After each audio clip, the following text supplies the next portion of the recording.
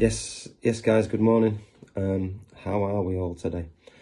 Yeah, the feedback I get when I do a daily VT on football, although they're not daily, is really good. Do you know what I mean? I think sometimes people want to hear about the journey instead of seeing the outcomes. Do you know what I mean? Football for me was my first love in life. It's been my longest ever relationship in life.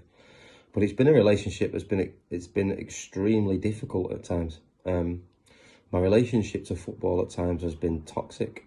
Like football for me at certain times wasn't based around the enjoyment of doing football. Football was based around approval. It was based around people liking you, people accepting you, people looking up to you, people admiring you. Probably because you didn't feel fantastic inside, that you needed that external validation to feel good about yourself. But today's topic that I'm going to talk about in football, I think this is great advice for any young player, and the only reason I'm able to give this advice is because I never did this myself, guys. Do you know what I mean? And looking back now on the journey, dipping my toe back into doing football and really enjoying it. Do you know what I mean?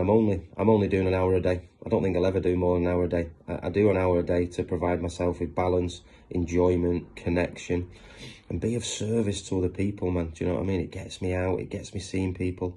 And when I'm doing it, I absolutely love it. Do you know what I mean? I love it. But there was a point where I was overdoing it as well. Too much of anything can make you sick, guys. And that's so true. But when you're going back to back on one-on-one sessions, I believe the strain it was putting on you mentally was quite intense. Do you know what I mean? So just to know that you're only doing one, you're going to do it to the absolute best of your ability, and you're only there for a short period of time. I just think the quality of everything you're doing just increases tenfold. But here you go, my journey in football. Like growing up as a young player, young coach, I was always like not at ease internally. Do you know what I mean? So there was always something going on inside of me, and the internal stuff people can't see, but you can feel as an individual. But I always expected like the world of football to open up for me and like allow me opportunities, give me the golden handshake to the big time, whilst I had all this stuff going on inside, and it never quite worked for me. So I was always able to create really good opportunities, like working at Premier League clubs, working at Premier League clubs abroad, coaching in America, coaching in Scandinavia. Plenty of opportunities to play at clubs. Always had opportunities. So my talent always opened doors for me.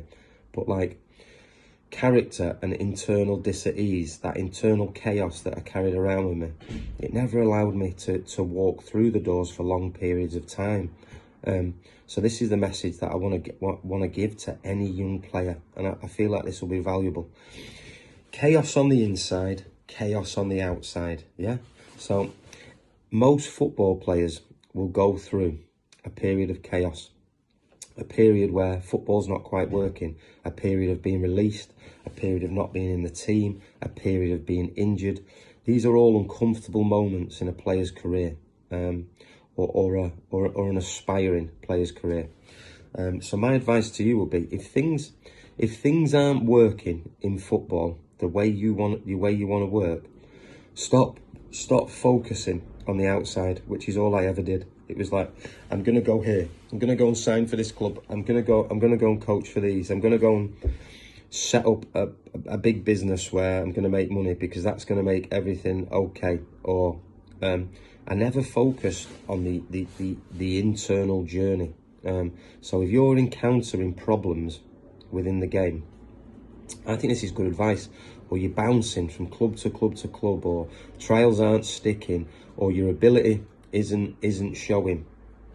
The biggest weakness in me as a player was I never had the ability to translate training ground form to a match form. No one ever saw me play with freedom on a pitch because I was going in nervous, anxious, it all meant a little bit too much to me. So I could never get in the flow zone, which required me to relax, me to just do the job.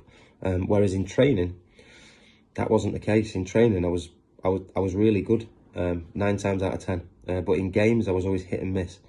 So my advice to any player who's really passionate about this journey, really wants to kick on, like, success for me is simple. It's achieving your potential, not comparing yourself to anyone else, not working on levels, working on what are you capable of. And the best way to achieve what you are capable of as a human being is to go on the journey within. Work out what's going on for you. Work on yourself relentlessly. Take time out. Work on your mental health. Work on your physical health in a 50-50 marriage. Then go back into the football. Then see what can happen. No chaos on the inside. No chaos on the outside.